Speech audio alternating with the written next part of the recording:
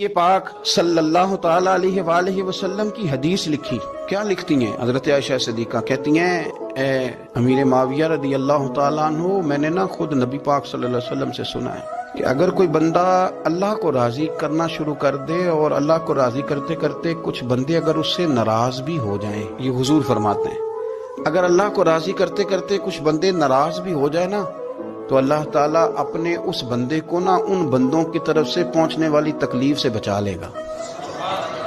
اللہ تکلیف سے بچا لے گا، ان کی طرف سے اذیت کوئی نہیں آ سکتی، وہ کر کچھ نہیں سکتے.